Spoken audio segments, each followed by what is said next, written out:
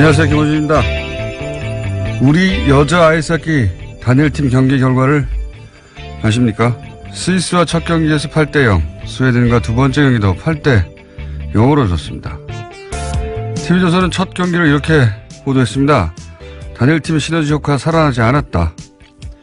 8대0으로 진 선수들을 향해 그러게 단일팀 하지 말았어야지 하는 뉘앙스의 멘트를 꼭 넣고야 마는 거죠. 결국 일본과 3차전에 가서야 첫 골을 성공시켰는데 그 첫 골 장면은 보셨나요? 겨우 한 골인데 마치 금메달 따기라도 한 듯이 모두가 얼싸안고 환호를 했죠. 그 경기도 결국 4대1로 패했음에도 모두가 첫 골을 자축하며 서로를 격려하는 장면을 보며 그런 생각을 했습니다.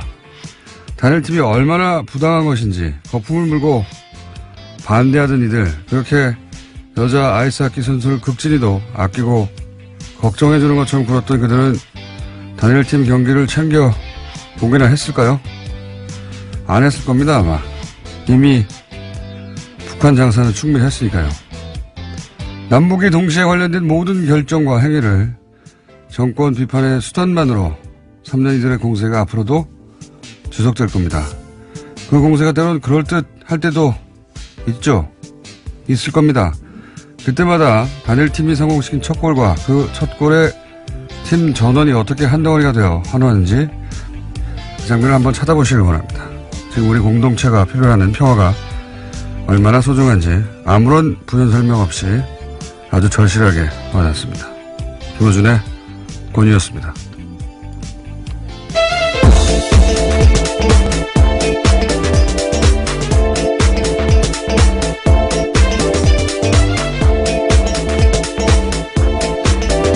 자, 원래는 시사인의 김은지 이렇게 시작하는 이 시간이 김은지 기자가 서울이라고 차례 지낸다고 혼자 저를 버리고 사라졌어요.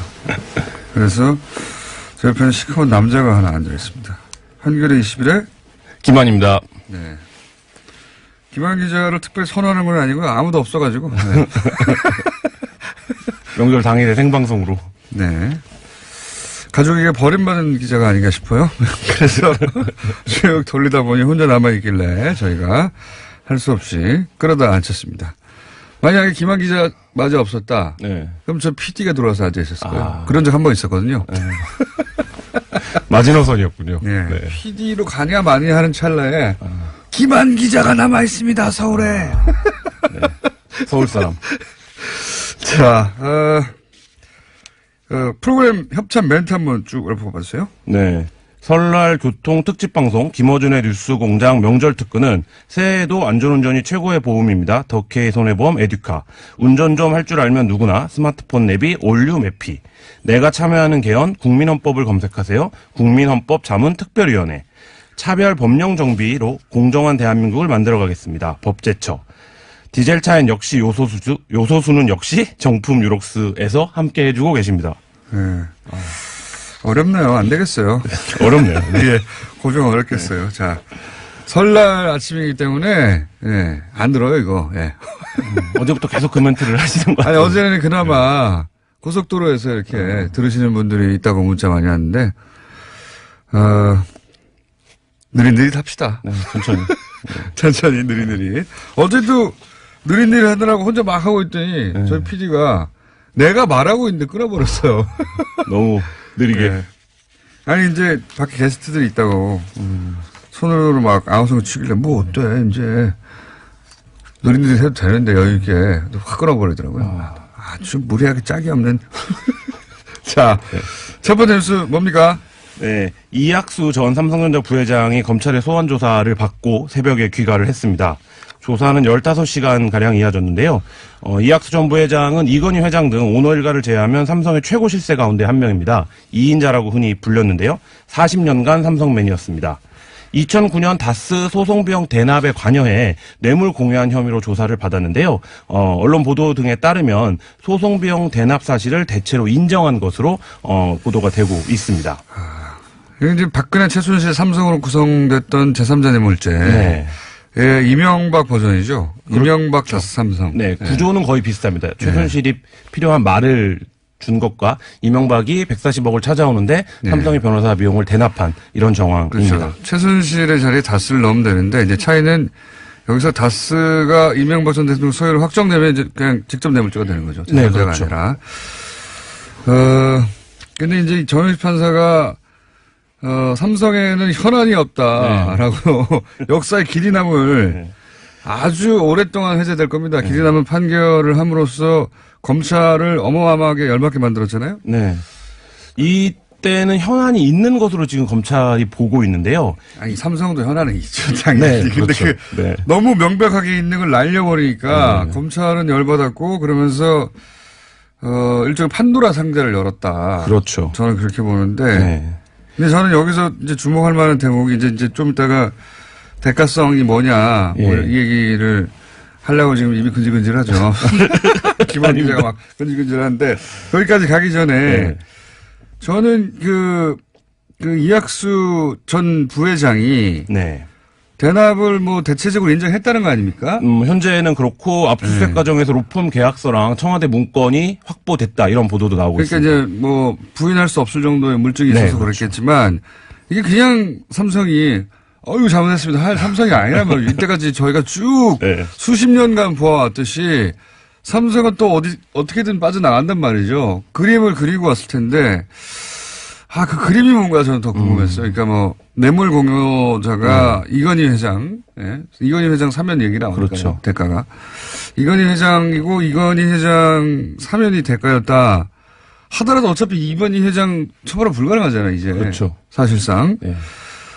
그러니까 저는 이거를 인정을 하고 대가성을 사면으로 국한하려고 하는 전략이 아닐까. 원포인트 사면을 이건 회장이 이후에 받았는데. 그러니까 사면까지는 왜냐하면 그 혜택을 이건희 회장이 입었잖아요. 그렇죠. 공여자도 이건희 회장이잖아요. 그러면 결국 이건희 회장으로 다 귀결되는 거라. 근데 그거 어떻게 처벌해? 네. 누워 계시니까 아파하고. 사면으로 국한하려고 하는 그거 내가 인정할 테니까 이쯤에서 끝냅시다라고 하는 작전이 아니겠는가 저는 추정을 하는데 그래서 거꾸로 사면은 일도 아니다. 사면은 일도 아니다. 검찰이 그 정도에서 먹고 떨어지면 안 된다고 봅니다. 그 사면 비리를 검찰이 지금 보고 있다라는 점은 굉장히 좀 여러 가지 생각을 들게 하는데요. 말씀하신 대로 삼성의 전략적 측면이 있을 수 있겠지만 법조 체계 전체를 흔들 수도 있는 문제가 이제 이 사면 비리인데 왜냐하면 사면은 대통령만 바로 결정을 할 수 있는 부분이고 그렇죠. 이 재벌 총수들의 사면 같은 경우에는 이제 대상자가 많지 않다는 점에서 삼성은 이명박 전 대통령 끝났다고 본 거예요. 사면 하나만 해도 사면 하나만 해도 적어도 이명박 전 대통령은 확실하게 걸리는 거거든요. 그렇죠. 뭐 대통령 책임을 피할 수 없죠. 대신 내가 이명박 전 대통령에 대해서 사면건으로 검찰 니네 공 세워줄 테니까 삼성은 사면에서 그어줘. 이런 딜이 아닐까라고 저는. 그래서 자꾸 사면 얘기 바로 나오기 시작하잖아요. 그러니까 이게 좀 이례적인데요. 바로 소환을 하면서 사면 비리를 거론을 했는데요. 다스가 사면과 관련돼서 얘기가 나오는 게 이번 두 번째입니다. 그 다스의 급성장의 배경이 현대차의 이제 물량들이 있는데 이 현대차의 물량이 급격하게 늘어난 배경에도 당시 이제 이명박 전 대통령 시절에 정몽구 회장의 사면을 고리로 한 거래가 있었던 것이 아니냐 이런 이제 의혹이 제기되기도 했었습니다. 그게 이제 주준 기자가 취재했던 내용 중에 그런 게 있긴 있었죠. 물론 100% 확증할 만한 물증까지 도달하지 않은 것 같지만 정황이나 뭐 관련 문서들도 좀 있고 그죠? 그래서 저는 사면이라는 단어가 이렇게 손쉽게 나오는 것이 오히려 의심스럽다. 제가 이때까지 이 바닥에서 쭉 이렇게 살아남아왔던 이유 중에 하나가 그 뒷페이지를 뭐가 있어. 뒷면에 뭐 쓴 거야 이거잖아요. 그렇게 의심이 된다. 이 정도에서 그 선을 그으려고 하는 게 아닐까. 그러니까 이학수 부회장을 소환하면서 바로 검찰이 원포인트 특별 사면도 추궁하고 있다라고 밝힌 것 자체가 굉장히 이례적인 상황이긴 합니다. 이건희 회장 만약에 그 대상이 이재용 부회장이었다면 이렇게 손쉽게 인정하고 또 그리고 않았다. 이명박 전 대통령이 작년 예를 들어서 이맘때 상황이었다면 아주 펄펄이 살아있을 때 그렇게 손쉽게 해결되지 않았을 텐데 이명박 전 대통령 끝났고, 이제. 그 다음에 이재용 부회장 관련된 것도 아니고, 이건희 회장이고, 이건희 회장이 뭐 누워 계신데 뭐. 그러니까 거꾸로, 사면에서 끝나지 않았을 이명박 전 대통령과 삼성과의 관계. 예. 가 중요하다는 예. 말씀이시죠. 예. 우리, 이명박 전 대통령의 해서 드시는 스타일이잖아요. 네. 해서 이렇게 드시는 스타일상, 이 관계 하나로 끝나지 않았을 것이 그 이외에 수많은 거래가 있었을 거라고 저는 강력히 추정하는데, 그것이 어디까지 파헤쳐질 것인가. 네. 저는 그게, 그러니까 삼성도 제가 보기엔 여기서 끝냅시다, 이제 우리. 이런 태도로 나올 거라고 보거든요. 어쨌든 인정할 것은 인정하고. 그러니까, 네. 뭐. 우리 싸게 막자는. 싸게 막자는. 전문 용어구나. 싸게 먹자. 그리고 이명박 전 대통령도 정말 두려워하는 건 제가 보기에는 다스가 아니라 이 삼성과의 거래 부분일 거라고 보는 것이, 다스는 그래봐야 몇십억 비자고 몇백억 뭐 이 정도 선이에요. 근데 삼성과는 규모와 사이즈가 완전히 달라지니까. 여러 가지 뭐 자원외교라든지의 삼성의 컨소시엄으로 참여한 사업들이 많이 있습니다. 삼성과의 거래 부분이 본격적으로 털리면 이명박 전 대통령은 이제, 다스하고는 차원이 다른 세계로 들어가시니까. 그렇죠. 대통령이 된 이후의 상황들이기 때문에요. 네, 그래서 저는 이렇게 사면 이야기 가지고 자꾸 언론들이 집중하지 말고 그 이해는 뭐가 있느냐 이거를 봐야 된다고 저는. 자, 이렇게 듣는 분들이 없으니까 천천히 여러 가지 기존 이야기 쭉 하면서 뭐 당장만 하더라도 사면 위에도 여러 가지 있잖아요. 여러 가지 있습니다. 지금. 네. 그 서울시장 시절에 그 홈프레이닝이라는 다스 자회사가 네. 이시영 씨에게 돈을 이제 저리로 무담보로 빌려줬다는 내용이 보도가 됐었는데요. 이 돈의 실체가 이명박 전 서울시장, 그러니까 서울시장 시절에 했던 뉴타운에서 발생한 수익이다. 이런 보도가 또 나왔습니다. 굉장히 이제 앞으로 이제 이명박스러운 이런 표현이 사전에 등재된다면은 굉장히 좋은 사례로 등록될 네. 사건이죠. 네. 거의 뭐 도랑치고 가재 잡는 수준의 사업을 한 건데요. 홈프레이닝은 다스의 자회사로 부동산 개발을 주로 하는 회사입니다. 이 홈프레이닝이 그 뉴타운으로 지정될 것이라는 정보를 미리 입수하고 그 주변에 주상복합 건물을 지어서 엄청난 수익을 올렸다라는 건데요. 이 건은 사실 2007년 대선 직전에도 문제 제기가 있어서 조사가 있었습니다. 근데 당시에는 이제 무혐의로 마무리됐는데 최근 이 홈프레이닝이 그 이명박 대통령의 아들인 이시영 씨의 회사에 빌려준 돈이 이때 거뒀던 개발 이익 가운데 40억 원이다. 이렇게 이제 지금 검찰은 보고 있습니다. 이 정황을 어제 이제 나온 보도를 이제 좀 더 내용을 풍부하게 하는 건데요. 왜 담보도 없이 낮은 이자에 돈을 빌려줬는가? 이 대목에서 돈이 이렇게 흘러간 정황을 본 것입니다. 자기 돈이니까 한마디로 말하면. 그래서 자기 어떤 이제 그걸 했겠죠? 네. 기여. 뭘 어떤 그걸 해요? 네, 기여를. 네, 깜짝 놀랐네. 네, 자기 돈이라고. 기자가. 네. 기자가 그렇게 말하면 안 되죠. 어떤 그거를 했겠죠. 뭡니까? 네. 그러니까 서울시장 시절에 뉴타운 사업을 지정을 할 것을 미리 알고 그 주변에 이제 땅을 샀던 다스 자회사가. 예, 네. 간단하게 말하면은 2003년도에 네. 천호동 땅을 사요.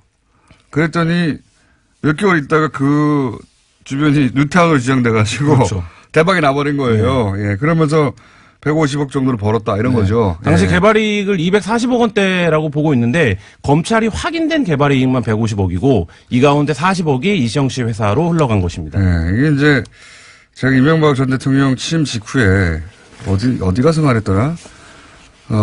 우리 이명박 전 대통령은 국가를 수익 모델로 삼는다. 네. 국가를 수익 모델로 삼는 대통령의 탄생이라고 제가 10년 전에 말한 적이 있습니다. 10년 전에. 예. 이 서울시 관련해서는 여러 가지 의혹들이 또 다스와 관련해서도 있는데요. 네. 이명박 전 서울시장. 이 말을 끝마치고요. 말씀이 남았군요. 이제 겨우 시작해서 시가 많아요.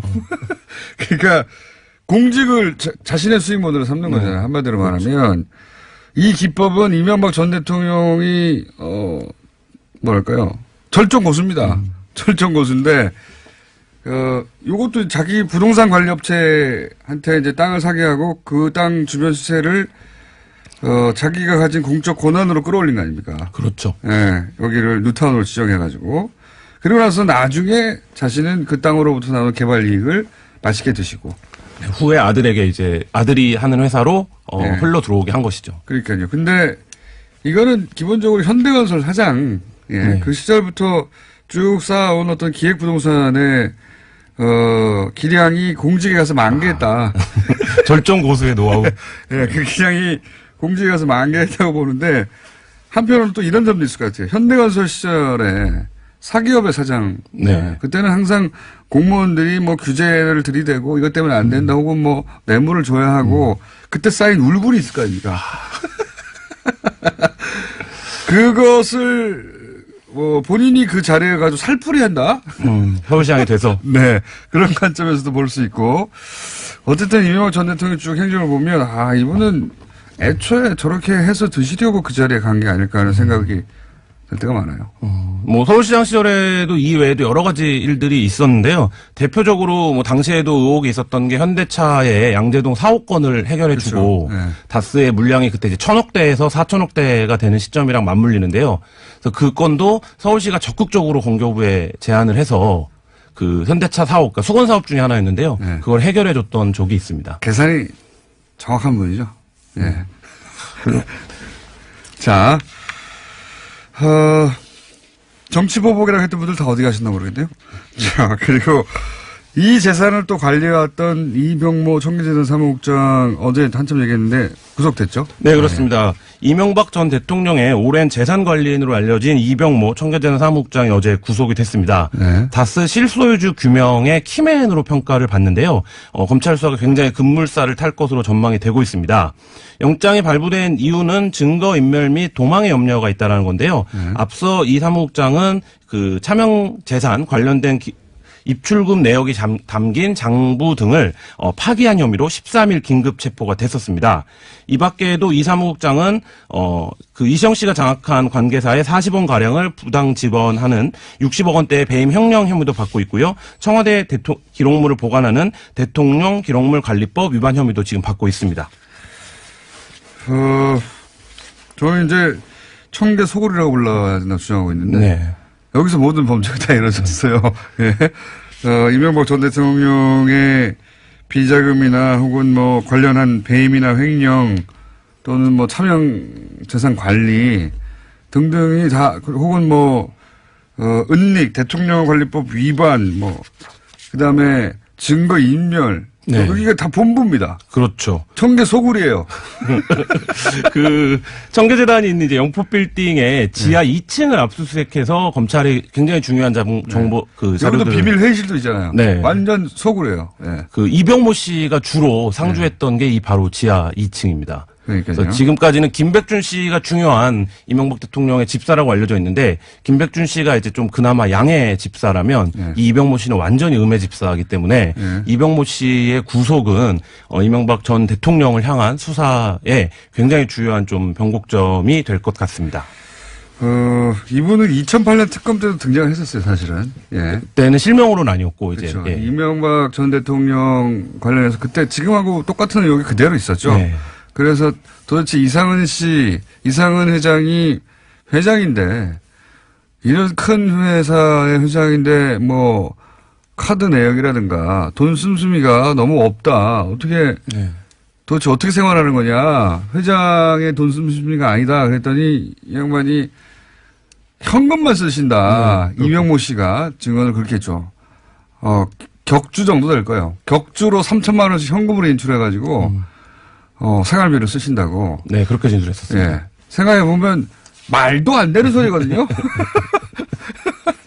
돈을 막 이만큼씩. 현금 3천만 원. 3천만 원씩 격주로 뽑아가지고 그거 들고 갖다 줬다는 거 아닙니까? 격주로. 그 이병모 씨가 완전히 2008년 특검 때랑 진술이 달라졌는데요. 제가 그래서 2008년 특검 보고서를 좀 살펴보니까 당시에 이병모 씨는 영포 빌딩 근처에서 그 대선 직전이죠.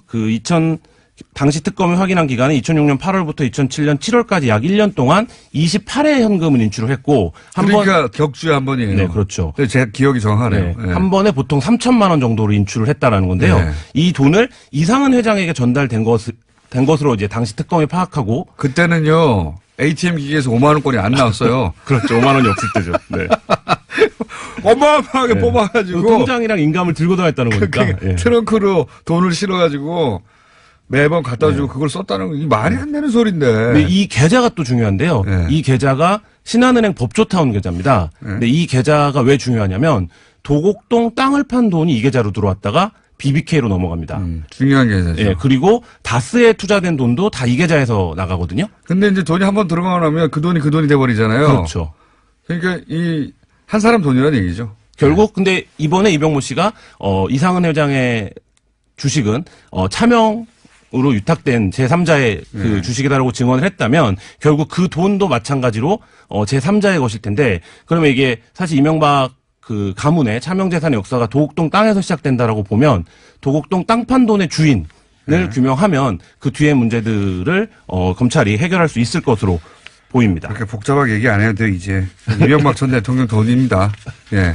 그게 아니라고 말할 수 있는 정황이 안 나옵니다, 전혀. 네, 그렇죠. 예. 지금까지 수사는 수사할수록. 그렇습니다. 그 다음에 또 한 덩어리 뉴스 정도 하고 나면 이제 끝날 것 같은데. 또 한 덩어리 뉴스는 뭡니까?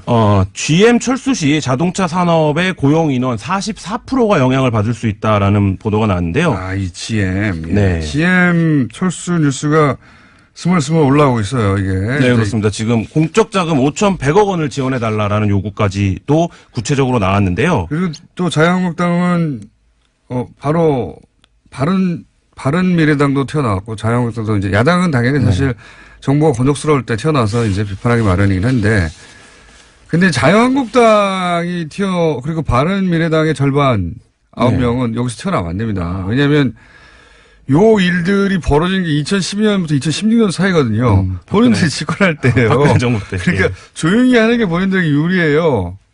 그때 뭐 했냐고 하거든요. 그렇죠. 정부는 뭐 했냐 할 때 그 정부가 자기들이 집권할 때 정부예요. 왜 지난 4년간 뭐 했냐고 5년간 뭐 했냐고 공격하던데 이분들이 왜 이러나 싶은데 어떤 내용을 좀 설명해 주세요. 네, 그러니까 말씀하신 대로 한국제엠의 경우 2012년부터 2016년 기간 동안 누적 적자가 1조 9,787억 원입니다. 근데 왜 이렇게 적자가 많지 생각하실 수 있는데 이 적자 가운데 76%에 해당하는 1조 5,067억 원이 미국에 있는 GM 본사로 흘러갔다라는 겁니다. 그래서 지금 현재 GM이 지고 있는 적자의 상당 부분이 영업 부분이 아니라 영업 외 부분에서 손실이 발생한 건데요. 이 부분은 이제 글로벌 회사인 GM이 한국 GM을 설립하면서 한국 GM에서 현금을 지속적으로 빼갔던 것이 아니냐 이런 의혹으로 지금 확장이 되고 있습니다.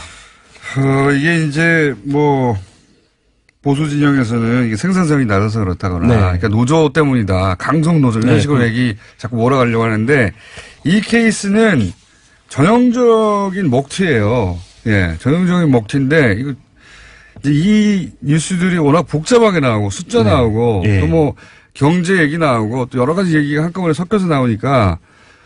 먹튀라는 단어가 가끔씩 등장하는데 왜 먹튀인지 설명이 잘 안 돼서 제가 따로 뭐 시간을 마련해서 저희가 한번 다루겠지만 오늘처럼 좀 느긋한 날 얘기를 좀 해보자면 제가 보기에는 대략 한 2011년 12년부터 먹튀를 생각한 것 같아요. GM이 들어올 때부터. 아니죠. 이제 한국 GM이 들어올 때는 2002년인가 예. 10년 그 이전 10년에는 이렇게 하지 않았어요. 근데 소위 말해서 미국 본사로 돈을 마구 빼내기 시작한 게 2012년 전후해서입니다. 그때부터 시작됐는데 이때부터 먹고 튀려고 한 생각이 아닌가 이런 생각이 드는 게 왜 그러냐면 그 GM이 이제 원래 대우차죠, 대우차. 예. 대우차 채권단이 있었을 거 아닙니까 그때 빚더미 올랐을 때.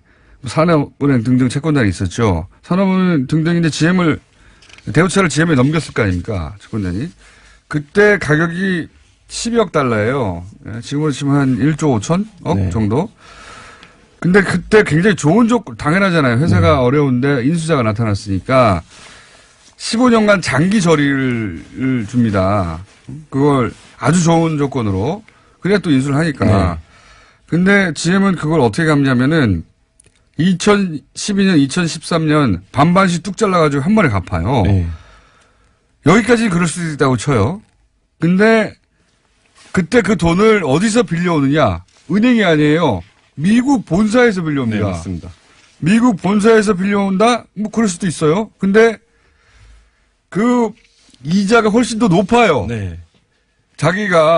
자기들이 채권단에 내야 했던 돈보다 훨씬 더 높아요. 네, 그렇습니다. 그 GM 미국 본사로부터 돈을 차입을 하고 그 이자 비용이 연간 한 5천억 정도씩 2012년 이후부터 나가고 연간이 아니고 이때까지. 네, 예. 나가고 그러니까, 있는 구조입니다. 지금. 그러니까 장기절이 회사 입장에서 보자면 장기절이 있는데 훨씬 비싼 걸로 갈아탄 거예요. 네. 거꾸로 하는 법은 있어도 이런 경우는 없거든요. 그래서 지금 두 가지를 노조에서는 지적을 하고 있는데요. 그 말씀하신 부분, GM 본사에서 차입한 부분에 대한 금융 비용이 너무 과도하다는 점과 또 한 가지는 이게 전형적으로 글로벌 기업이 이제 이 공장을 착취하는 과정이라고 볼 수 있는 게 GM에서 사오는 원자재는 굉장히 비싸게 사주고 한국 GM 공장이 만들어서 수입하는 차량은 GM 본사에 싸게 납품하는 방식을 취하는 겁니다. 그렇죠. 그럼 네, 그래서 그것도 있고 본사가 또 있어요. 이익을.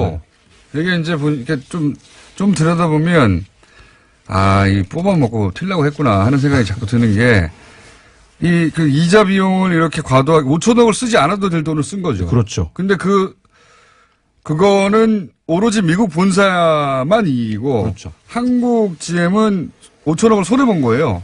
손해본 거니까 이런 결정은 배임이란 말이죠. 근데 한국 GM은 손해를 봐도 상관없는 거예요. 본사 입장에서는. 그랬다는 얘기는 버린다는 거잖아요. 네, 그렇죠.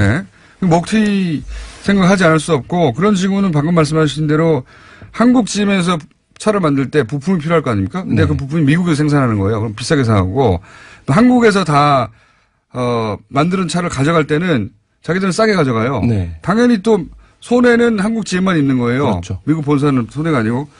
그리고 또 이런 것도 있어요. 이게 난 제일 웃기다고 생각하는데 르노 삼성의 1년 그 연구비가 개발비가 대략 1,000억 정도랍니다. 근데 한국 GM은 6천억이에요. 한국 GM이 그렇다고 무슨 스포츠카를 매년 막 엄청난 걸 개발해내지 않잖아요. 왜 이렇게 돈이 많이 드나 하고 봤더니 예를 들어서 그 GM의 그 전기차가 있습니다. 네. 볼트라고 있습니다. 예. 그 전기차는 한국 GM 돈으로 개발해요. 근데 생산은 미국에서 합니다. 그리고 로열티를 한국 GM이 미국에 내요. 네. 이게 도저히 이해가 안 가는 구조예요. 저는 이게 네, 그러니까 비용은 한국에서 쓰고 이득은 미국에서 챙기는 구조가 반복되는 건데 거꾸로 예를 들어서 미국에서 개발한 차가 있어요. 그리고 그걸 한국에서 팔아요. 네. 그러면 그 연구 개발비는 한국에서 됩니다. 네. 그러니까 한국 GM이 쓰고 있는 연구 개발비는 한국 GM이 개발하는 차에 쓰이는 게 다 아니에요. 네. 훨씬 더 몇 배에 이르는 돈은 미국 GM이 가져가기 위해서 한국 GM에게 떠맡기거나 혹은 로열티로 때리거나 하는 돈이에요. 이것만으로도 1조 기억이 안 나네요. 1조 많이 억씩. 1조 8천억 원이 넘습니다. 그래요? 네. 이렇게 그러니까 적자 대부분은 이렇게 한국 GM이 지지 않아도 되는 적자를 지게 만드는 방식으로 구조를 만든다면 미국 본사가 현금을 땡겨가는 ATM 기계 역할을 하고 있는 거예요. 전형적으로 이제 그렇게 했다라고 볼 수 있는데요. 말씀하신 대로 R&D 비용, 전기차 등을 개발하는 굵직한 프로젝트의 연구 비용을 한국 GM이 지불하고 그 생산은 미국 기지에서 하고 또 그다음에 원래 이제 동북아의 생산 기지로 삼으려고 했는데 여기서 생산해야 되는 물량의 상당 부분은 상하이 GM에서 생산하는 방식을 취하면서 한국 GM이 부실화됐다 이런 비판이 제기되고 게다가 있습니다. 이제 트럼프 대통령이 들어서면서 그렇죠. 두 가지 이유로 지금 이렇게 한국 GM이 우리 5천억 지원해주지 않으면 철수할 거야? 이런 협박이거든요. 협박 지금. 그렇죠. 협박을 하고 있는 거예요. 한국 정부에. 한국 정부가 한 15만 명 정도 되는 대량 그 해고 사태 이걸 감당할 수 있겠어? 이러면서 그리고 미국의 트럼프 대통령이 돌아오라고 하거든요. 외국에 나간 공장들. 좋은 조건에 딜할 수 있는 거거든요. 양쪽으로 딜을 치는 거예요, 지금. 한국에서 정부에서 지원해주면 뭐 좀 더 있어 볼까? 좀 더 있어봐야 소용없다. 저는 15만 명 때문에 15만 명을 인질로 삼고 있는 거거든요. 네, 고용 인원이 많다라는 보도가 바로 나온 것도 그런 맥락이라고 볼 수 그렇죠. 있는데요. 예. 인질로 삼아서 그렇지만 그 돈 뽑아먹고 또 갈 거예요. 이런 체질 개선이나 구조를 개선하지 않으면 한국 정부가 계속 돈만 대주는 겁니다. 그리고 그러다가 트럼프 대통령 임기 내에 틀림없이 옮길 겁니다.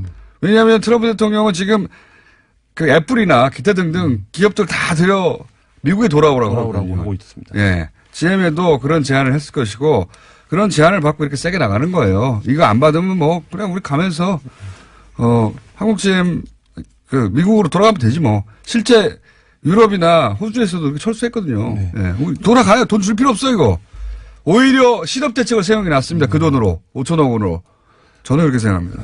정부도 굉장히 곤혹스러운 입장인 것은 말씀하신 대로 맞습니다. 왜냐하면 지역 경제나 고용 인원이 직접적으로 가장 네. 타격을 입을 것이 뻔한 상태에서 현재 같은 그 투자 없이 이익만 챙기는 구조가 되면 공적 자금을 투입한들 성과를 내기 어렵다라는 얘기도 동시에 나오고 있어서 정부가 어떤 선택을 할 수 있을지 좀 곤혹스러워 보이는 것이 정부 입장에 곤혹스럽죠. 이건 뭐 저는 그냥 논평만 하니까 보내버려 말할 수 있는데 네. 저는 이 GM을 이렇게 한국에 그냥 두는 게 돈을 5천억이나 지원하면서 5천억을 요구했단 말이죠. 네. 무슨 소용이 있겠는가. 정부가 여기서 밀릴 게 아니라 강력한 요구사항을 내세우겠지만 사기업이 사실 그리고 또 이 외국 기업이 정부가 그런 요구사항을 한다고 해서 약속했다고 해서 다 지킬 거라고는 전혀 생각하지 않아요. 그 돈 아껴가지고 누가 또 인수하겠죠. 누군가가. 그 인수할 회사에 자금으로 지원하는 게 낫다. 자, 혼자 말 많이 했습니다. 그렇게 해가지고 시간을 다 보냈더니 끝나버렸네요. 혹시 김한 기자가 하고 싶었던 뉴스 있었으면 참으세요. 참고 군 별이 줄었다 이런 뉴스도 가지고 오셨네요. 아니요, 줄은 건 아니고요. 줄일 계획이 국방부에서 이제 밝혔는데요. 뭐 문재인 정부의 핵심 공약 중에 하나가 군 구조 개편이었는데 400명 정도 되는 장군 숫자를 대폭 줄이는 방안을 4월까지 추진하겠다라는 건데요. 이건 조금 지켜봐야 되는 게 그동안 정부가 바뀔 때마다 별을 줄이겠다라고 약속을 해왔는데 지난 10년간 줄어든 장군 전원은 딱 8자리에 불과하기 때문에 이 400명을 줄이겠다는 정부의 계획이 구체적으로 어떻게 현실화될지 좀 지켜봐야 될 것 같습니다. 알겠습니다.